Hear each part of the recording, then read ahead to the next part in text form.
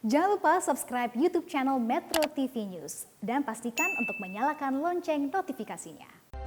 Halo kawan Susi, sudah 2 tahun kita sama-sama berjuang melawan pandemi COVID-19 sejak melanda Indonesia. Sudah 2 tahun, Susi Cek Ombak memberikan informasi perkembangan penanganan pandemi COVID-19.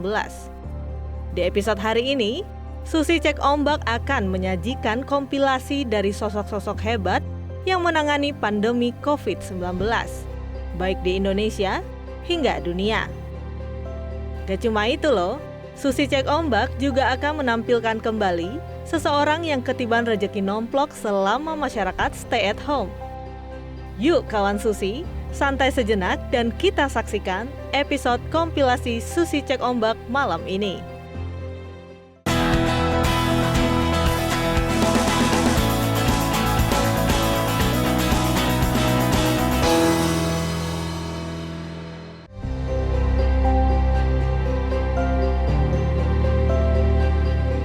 Kawan Susi, masih ingatkan bagaimana situasi saat virus corona baru mewabah di Indonesia pada tahun 2020?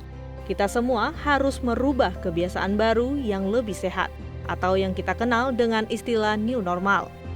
Sementara itu, pemerintah terus merumuskan kebijakan dan mempersiapkan fasilitas kesehatan guna merawat pasien COVID-19.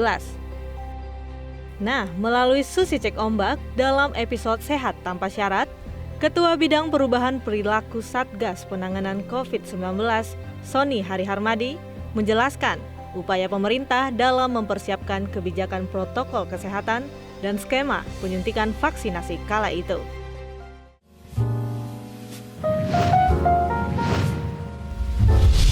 Yeay, kita sudah kedatangan Pak Sony. Pak Sony, selamat malam. Iya, Malam, dari Susi. Kepala Bidang Perubahan Ketua Bidang Perubahan Perilaku Perilaku. Satgas COVID-19.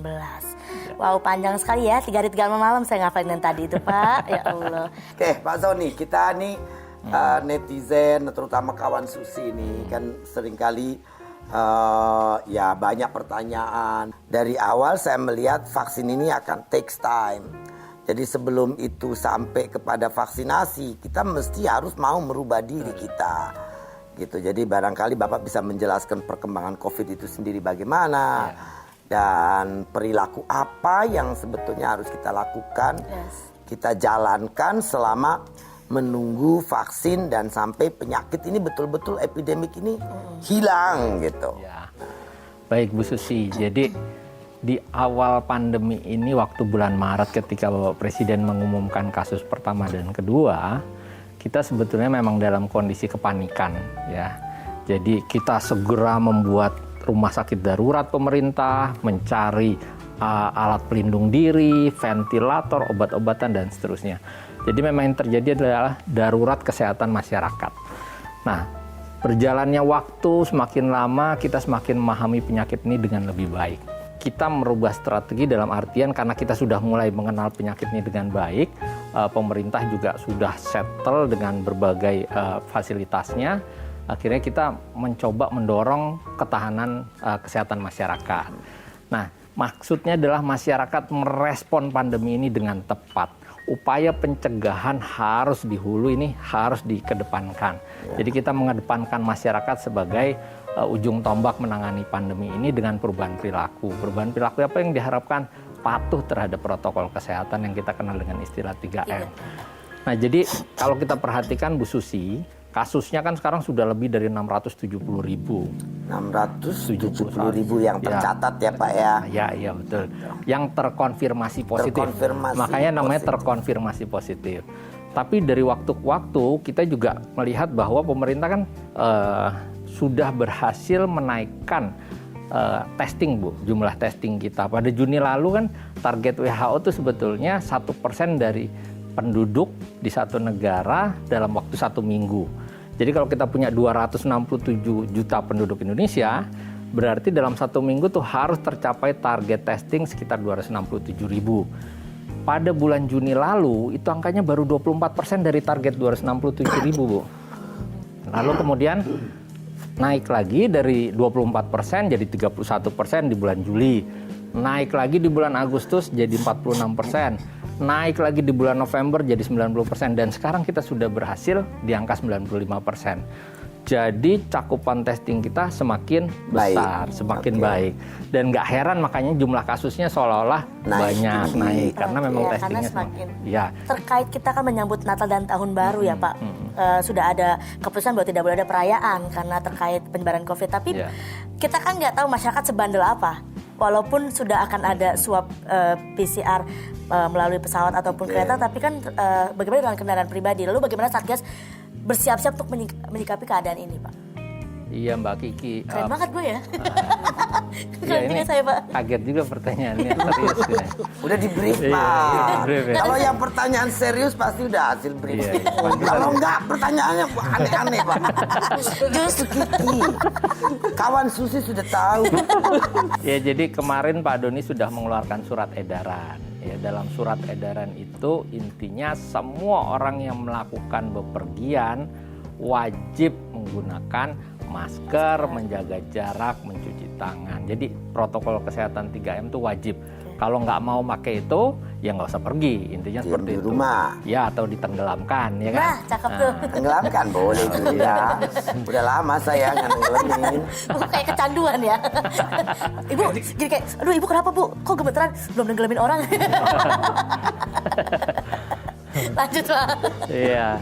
Nah, terus kemudian surat edaran itu juga menjadi acuan bagi Kementerian Teknis untuk kemudian membuat aturan berikutnya. Jadi mereka yang misalkan yang melakukan bepergian di dalam Pulau Jawa itu sebelum pergian 3 hari sebelumnya minimal harus sudah melakukan swab antigen, Swab antigen. rapid test swab antigen. Lalu kemudian mereka yang itu yang dari dan ke Jawa. Mereka yang ke Bali harus kalau itu 7 hari bisa dengan PCR ya, harus tes PCR kalau lewat udara. Tapi kalau lewat darat itu harus bisa dengan swab antigen.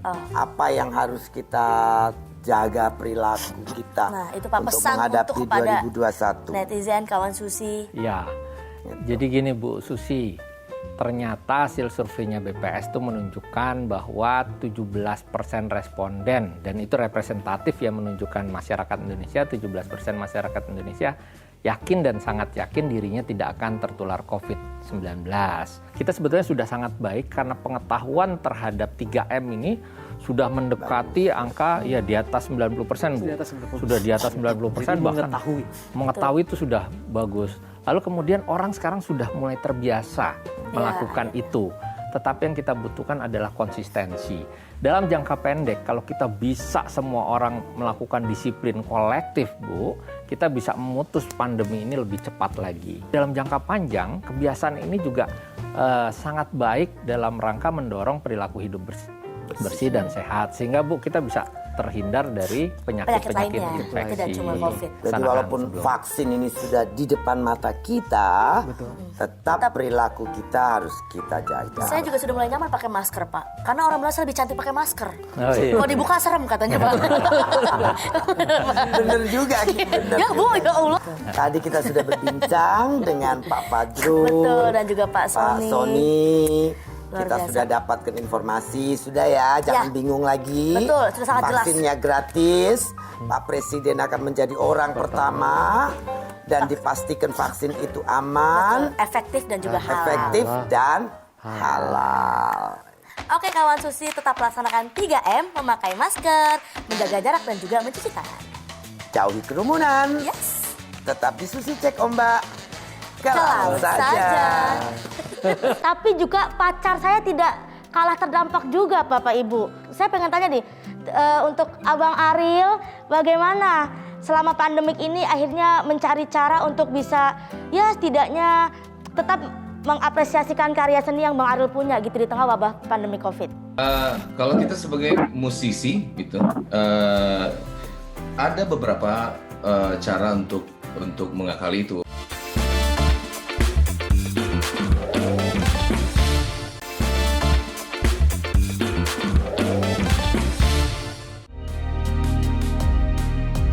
Bukan hal tabu jika pandemi COVID-19 berdampak buruk ke berbagai sektor. Industri hiburan menjadi satu sektor yang sangat terpukul. Ariel Noah akan curhat kepada Gubernur Jawa Barat Ridwan Kamil dan Wakil Gubernur Jawa Timur Emil Dardak tentang caranya survive di tengah pandemi. Bagaimana curhatannya? Selengkapnya dalam episode Kita Bisa COVID Sirna.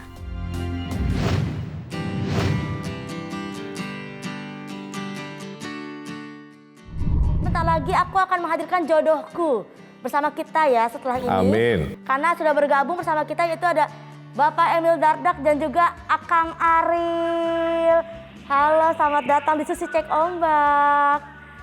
Saya ingin ngajak ngobrol Mas Emil nih. Kemarin di Jawa Timur ini kan juga sama naik dengan Jakarta dan Jawa Barat. Lalu Bu Kofifa sekarang sedang recovery. Mudah-mudahan beliau lekas sembuh. Nah, Mas Emil mengerjakan semuanya nih penanganan COVID dan lain-lainnya sendiri.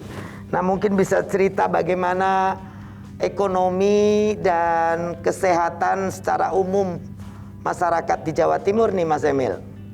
Baik, pertama-tama walaupun Ibu Gubernur sedang isolasi, tetapi beliau masih aktif mengkoordinasikan jalannya pemerintahan, mengikuti rapat-rapat dengan Pak Presiden, dengan segenap kepala daerah secara daring.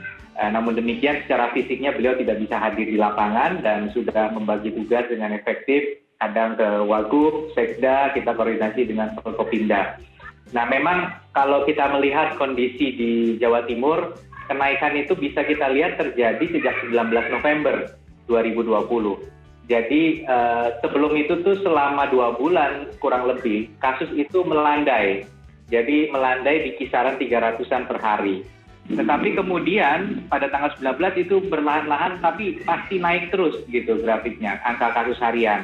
Hingga menjelang akhir tahun itu mencapai kisaran 800-900-an.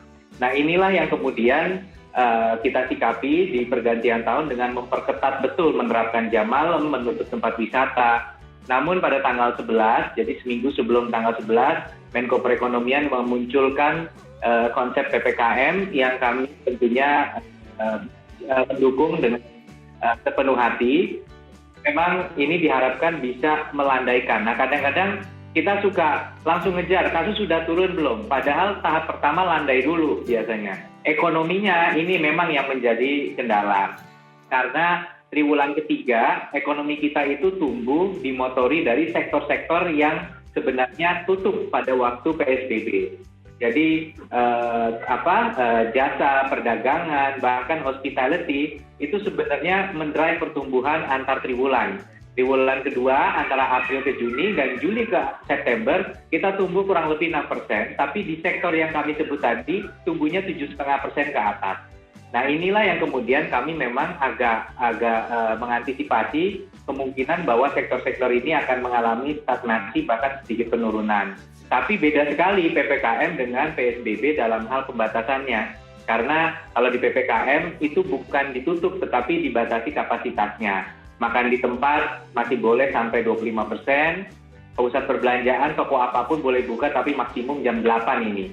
Dan kemudian juga perkantoran masih boleh beroperasi tapi maksimum 1/4. Jadi kawan Susi, kalau saya lihat, saya dengar tadi dari Mas Emil, Kang Emil, PPKM ini mengantisipasi kenaikan COVID, tapi juga tetap memperbolehkan kegiatan ekonomi berjalan.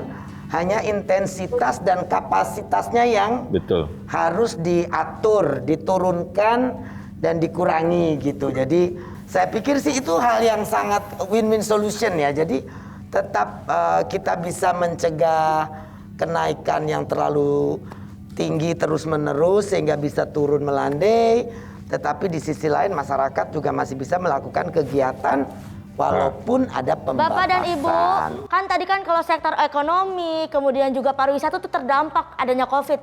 Tapi juga pacar saya tidak kalah terdampak juga Bapak Ibu.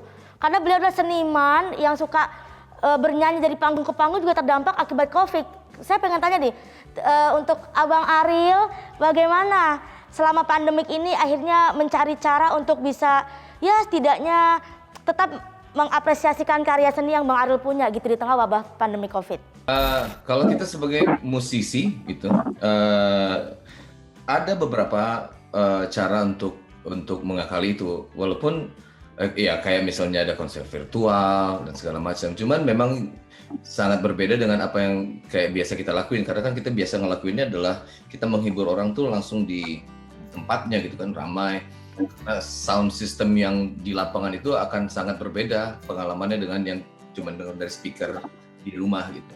Ada beberapa cara, tapi kalau menurut saya itu cuma ngakalin aja sih sementara gitu, nggak bisa selamanya gitu. Karena tadi kan dari konser saja sudah berbeda. Secara income itu bagaimana? Apakah juga ada penurunan atau bagaimana? Kalau kita sendiri, Noah maksudnya, itu kita agak tertolong karena mungkin karena brandnya kuat, jadi nggak harus off air, kita masih bisa melakukan banyak hal kayak rekaman, habis itu masukin di digital segala macam. Cuman kan musisi sangat luas kan Bu ya, jadi maksudnya ada yang musisi kayak kita yang di mainstream recording, ada juga musisi yang di kafe ataupun musisi yang lain-lainnya, itu kan sama sekali berhenti semuanya. Apalagi kalau kita sendiri sebetulnya kitanya bisa tetap main misalnya di online, tapi kan krunya nggak bisa. Jadi kalau yang terlibat sama industrinya kita sebetulnya sangat terdampak sebetulnya. Sangat-sangat terdampak yang lain-lain. Saya juga mau tanya nanti Kang Emil, ini tentang Angklung Ujo yang katanya hampir tidak bisa lagi jalan. Nah, Kang Emil akan bantu apa ini untuk bisa menyiasati mereka? Jadi begini, ini buat Kang Ariel sampaikan ke kawan-kawan. Kita juga kan tidak tinggal diam ya. Yang namanya pandemi COVID itu mendampaki semua orang. Sebutkan jenis pekerjaannya, karena yang tidak terdampak itu hanya 4. Industri pangan, kemudian industri digital, logistik, dan kesehatan, Bu. Di luar itu terdampak. Nah, kita ada 2 cara. Ada kelompok kreatif musisi yang masuk bansos, Bu. Jadi dia dihitung sebagai warga yang memang membutuhkan. Ya, dapat sembako, dapat uang cash juga kan begitu. Yang kedua, kemarin kita memberikan 10 juta per orang untuk perform. Kali kurang lebih sekitar 1000-an musisi, artis, seniman di Jawa Barat. Jadi dengan 10 juta ya dicukupkan dia buat biaya nyiapin settingnya, sound systemnya. Nah, itu akan kita lanjutkan di 2021. Jadi artinya negara membayari mereka untuk pentas gitu. Nah, kalau Jawa Timur sendiri bagaimana, Mas Emil? Ya, salah satu langkah yang kita lakukan di triwulan ketiga adalah pemerintah justru tergolong aktif, bahkan agak dalam tanda kutip nekat. Kita mulai mengadakan acara di venue-venue di luar kantor. Tujuannya membangkitkan optimisme dan kepercayaan dari industri, dari masyarakat bahwa sebenarnya sekarang sudah boleh, apalagi tadi Pak Gubernur menyampaikan sudah ada solusi seperti antigen, banyak cara mitigasi yang sudah tersedia, beda dengan Maret, April di awal-awal COVID begitu, sehingga tentunya yang penting mitigasinya, pengawasannya yang harus prima. Nah, ini kita lakukan, event-event dibuat hybrid, Jatim Fair yang biasanya itu jadi pameran terbesar di wilayah timur Indonesia kita adakan secara virtual, tetapi tetap hybrid. Jadi ada acara offline-nya, ada online-nya, dan kita tetap melibatkan performer, baik itu performer yang sifatnya adalah musisi yang memang sudah nasional maupun juga local performers gitu ya. Jadi kita akan tetap ketat untuk memfilter acara-acara apa yang bisa dilakukan. Nah, kawan Susi, pemerintah dalam hal ini Jawa Barat maupun Jawa Timur semua berusaha untuk membantu. Mudah-mudahan semuanya bisa tetap bertahan sampai akhir COVID ini kan ya, Kang Emil? Biasanya orang itu walaupun nggak hobi ikan, tapi tetap hobi uang. Oh, karena orang kalau nggak hobi ikan, tapi tetap hobi uang. Jadi belajar jual dulu, nanti jadi hobi ikan gitu ya.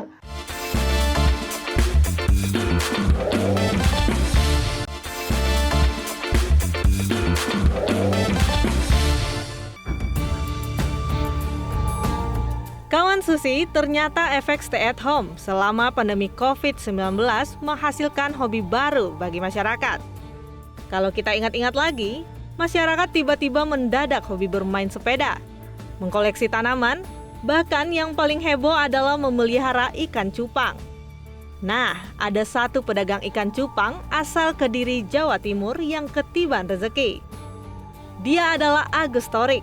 Selama pandemi, Agus Torik kebanjiran pembeli dan meraup untung berkali-kali lipat loh. Kira-kira apa ya yang membuat masyarakat mendadak hobi memelihara ikan cupang? Yuk kita saksikan sama-sama. Nah, kawan Susi, kita kembali ke Susi Cek Ombak ke laut saja. Pandemik 1 tahun tuh lama ndak terasa tapi cepat lewatnya. Pada saat kita tidak bisa kemana-mana, tidak bisa ngerjain yang biasanya kita kerjain, tidak bisa bepergian, akhirnya semua terkonsentrasi tinggal di rumah. Kadang-kadang karena kejenuhan kita mengulik, mencari, mempelajari hal-hal baru. Ternyata beberapa menikmati untuk hobi dan juga menikmati untuk bisnis. Nah, salah satu nih lihat nih kawan Susi. Saya yang tadinya tidak suka cupang karena satu hari lihat akuarium di pojok rumah kosong.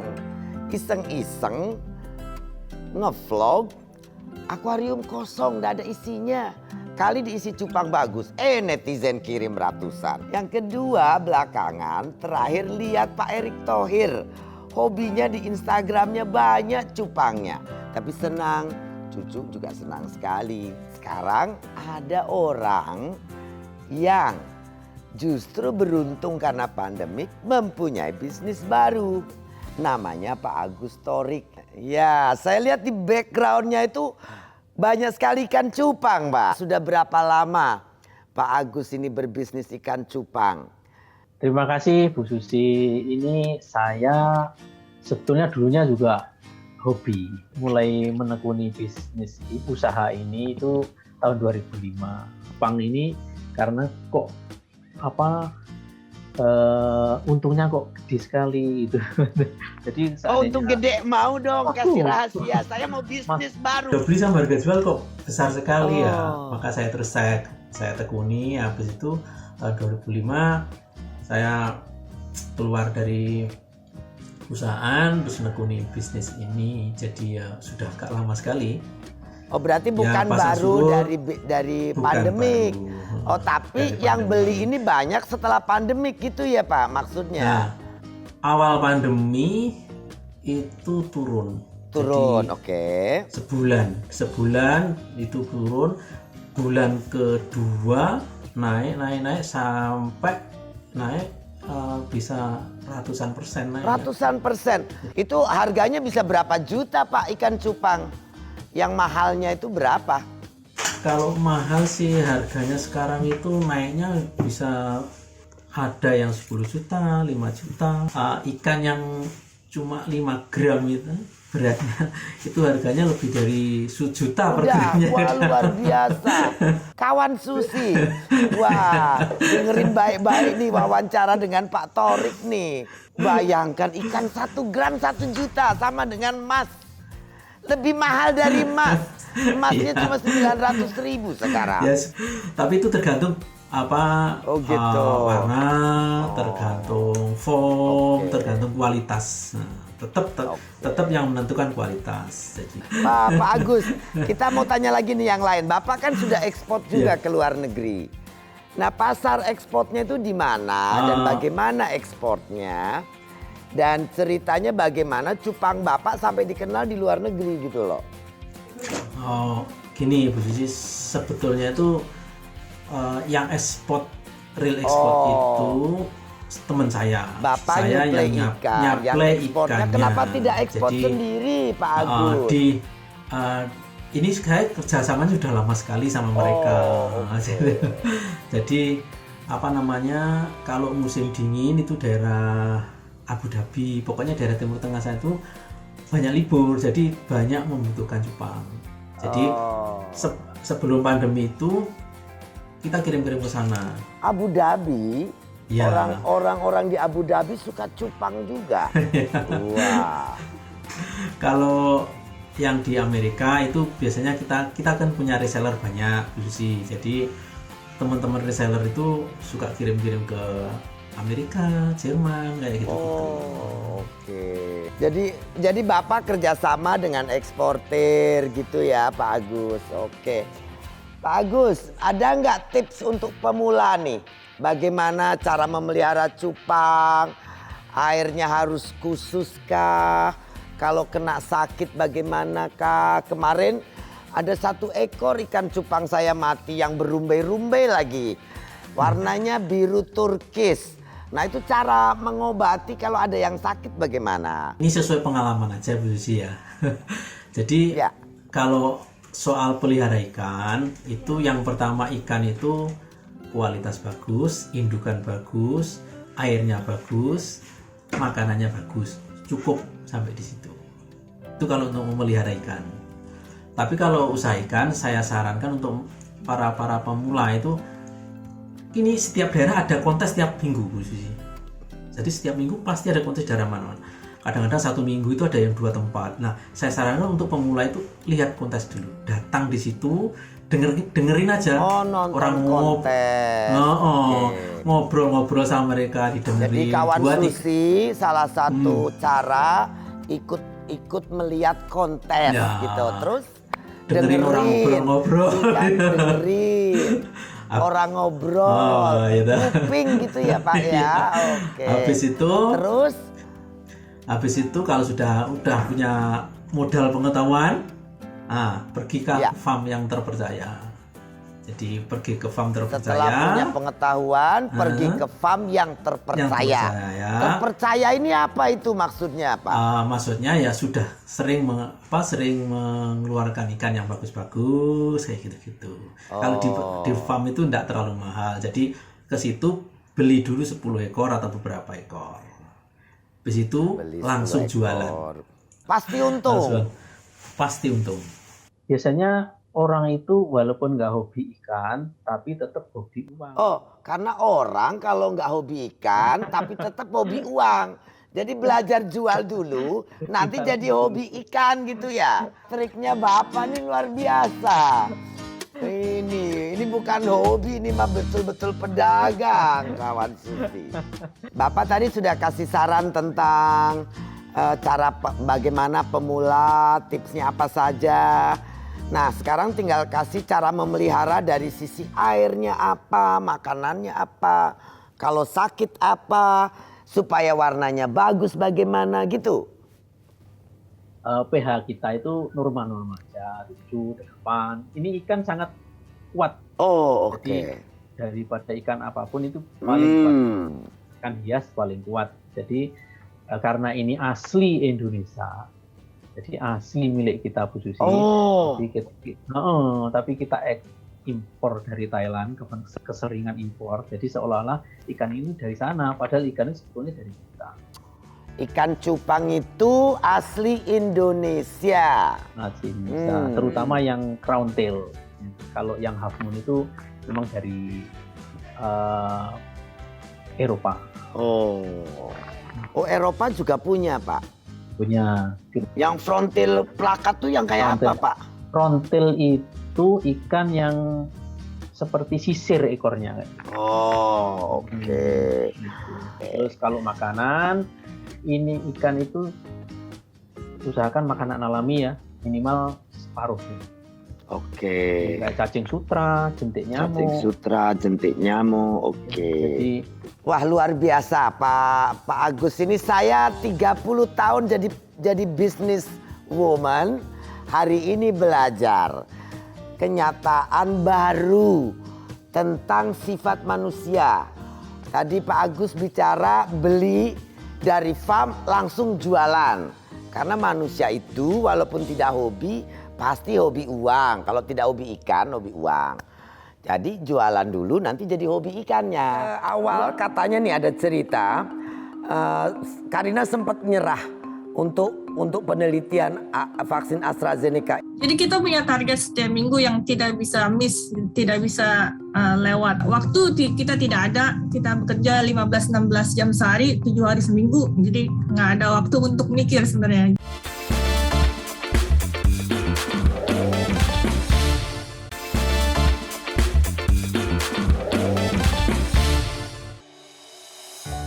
Kawan Susi, Indonesia patut berbangga dengan sosok anak muda yang satu ini. Karina Citra Dewi Jo adalah seorang peneliti di Jenner Institute Universitas Oxford, Inggris, yang menciptakan formula efisiensi produksi massal vaksin AstraZeneca dengan 10 kali lebih banyak. Dengan beban tanggung jawab yang sibuk di laboratorium, Karina Jo sempat ingin menyerah akibat tekanan kerja yang tinggi untuk menghasilkan vaksin yang bisa menyelamatkan jiwa warga dunia. Lantas, apa yang membuat Karina kembali bekerja di laboratorium? Yuk kita saksikan kisahnya dalam episode Spirit 2022. Nah, kawan Susi, kita akan kembali berbincang dengan anak Indonesia yang membuat prestasi. Dia wanita muda yang membantu percepatan vaksinasi di dunia. Luar biasa. Susi cek ombak, ke laut saja. Kita akan panggil wanita hebat ini. Halo Karina, apa kabar? Halo Ibu Susi, saya kabarnya baik. Ibu apa kabar? Kabarnya sehat, alhamdulillah.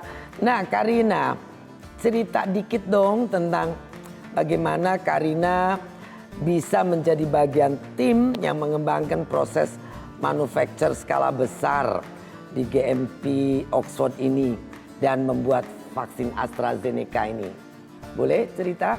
Dulu saya direkrut Oxford University untuk mengembangkan manufaktur skala besar untuk vaksin rabies, Bu. Dulu tim saya, tim saya itu yang menangani uji klinis untuk vaksin rabies di Tanzania dan di Inggris.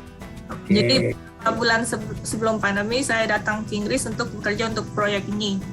Dan pada saat pandemi datang, jadi prioritasnya dirubah karena University of Oxford membutuhkan vaksin dengan jumlah yang banyak dengan jangka yang pendek dengan secepatnya lah. Jadi prioritasnya dirubah. Jadi dari proyek saya yang dari vaksin rabies diganti jadi vaksin COVID ini karena vektornya sama, memakai viral vektor. Jadi konsepnya sama. Jadi ya karena darurat ya tiba-tiba saya harus bekerja dengan vaksin COVID ini. Luar biasa. Nah pada saat awal katanya nih ada cerita Karina sempat nyerah untuk penelitian vaksin AstraZeneca ini karena beban kerja yang berat. Nah tapi mungkin boleh sharing dong beban beratnya itu seperti apa? Dikejar oleh target atau apa gimana? Jadi kita punya target setiap minggu yang tidak bisa miss, tidak bisa lewat. Karena itu di bagian saya tidak bisa ada kesalahan sedikit pun karena jadwalnya tidak bisa diundur. Kalau ada kesalahan di bagian saya, semua jadwal mundur, sedangkan jadwal uji klinis sudah ditetapkan. Jadi itu waktu kita tidak ada, kita bekerja 15-16 jam sehari, 7 hari seminggu, jadi nggak ada waktu untuk mikir sebenarnya. Terus juga waktu itu kita tidak ada tenaga kerja kan, Bu. Jadi untuk melakukan proses ini perlu special skill yang perlu training bertahun-tahun. Pada saat itu di institusi saya di Jenner ya, cuma saya sendiri yang bisa kerjakan. Dan pada saat pandemi, kita tidak bisa rekrut orang dari luar kan, karena semuanya tutup lockdown. Jadi yang di dalam laboratorium ya cuma saya sendiri sama satu research assistant, tapi dia kan tidak bisa kerjakan prosesnya, jadi dia kerjakan bagian administrasi. Karina, dengar cerita kamu ibu merinding sampai kakinya aja berdiri nih, bulu kuduk nih sampai kaki. Nggak kebayang your pressure, gentingnya dan you punya urat saraf, your nerves to stay still. Stand still dan stubborn kan untuk menjaga tanpa siapa-siapa. I wish I would be there and hug you, make you cup of tea gitu loh, menghibur, mungkin mainkan musik pelan-pelan sebelum tidur. I wish I would be there. to help you out from the stress. Pada saat titik terendah itu saya bilang ke bos saya, yang kita kerjakan belum tentu bisa digunakan. Pada saat itu kan sebaik apapun kita belum tahu vaksinnya apakah bisa digunakan oleh masyarakat karena banyak vaksin yang tidak lolos uji klinis. Jadi kita kerjakan proses developmentnya di depan. Jadi pada saat itu saya bilang, saya nggak kuat lagi sama bos saya mau keluar saja. Luar biasa. Tapi you are strong woman, Karina. It's an excellent. Why you still keep going that time? What's light? Jadi waktu itu cuman mungkin 2 kalimat yang bos saya bilang. Waktu itu dia telepon saya bilang, dia memberikan pengertian kepada saya. Dia bilang kita ini saintis, kita ini ilmuwan. Inilah yang harus kita lakukan untuk masyarakat, untuk dunia ini. Kita harus lakukan yang terbaik pada saat ini. Dan kedua, dia juga bilang the people are dying. Banyak orang meninggal karena COVID ini. Karena itu kita tetap harus bekerja. Karena saya dengar itu besoknya saya kerja seperti biasa. Sebenarnya nggak ada kata-kata yang manis lah dari bos saya. Dia orangnya jujur, jadi apa adanya. Jadi tahu pun saya mau keluar pada saat itu juga dia juga nggak bisa ngomong apa-apa. Wow, Karina yang sudah di titik giving it out, want to give up the whole work karena pressure yang luar biasa, kejujuran dan kemanusiaan. Rupanya masih kuat juga. Karina, I'm speechless. Kamu kan sudah melakukan hal yang sangat great, big thing, very influencing to the pandemic solutions. What do you feel? Perasaan Karina bagaimana? Bahagia atau feel good atau? Ya saya senang Bu, saya bisa hasil kerja saya bisa digunakan oleh masyarakat banyak, tapi saya tidak pernah merasa menjadi orang yang hebat karena saya merasa untuk menjadi orang hebat masih banyak yang perlu saya lakukan. Saya masih perlu belajar dari atasan saya, dari profesor-profesor yang lain. Ya, Pak. Ya. Jadi saya masih merasa saya banyak kekurangan dan saya masih banyak belajar dari orang-orang yang lain. Ya, Karina, you are orang hebat, Karina. Karena Anda tidak merasa hebat di titik ini, luar biasa. Well, Karina, I'm just a person. I'm just Susi Pujiastuti, but I give you all my love, my admirations, my respect. And if you any chance coming to Indonesia, mau terbang dengan Suzy Air, come to our house as my daughter, because I feel like you are daughter of humanism for me. Yeah, it's a great thing to know you and to interview you today. I'm very blessed and I respect and appreciation. It's an honor to speak to you. Yeah, I heard you, and I'm honored to be able to interview you and to know your principle. You such a great person with such an incredible value of personality. I appreciate it, and I think my award for you is me, my family, my love, my appreciation, my respect. That's my from Suzy Pujiastuti. And please, anytime you welcome to Indonesia, yeah, you are welcome in our house. I will cook the best steak and the best seafood. Terima kasih, Bu. Thank you. Oh ya, yang terakhir, cita-cita besar sebagai peneliti. Just the last one question.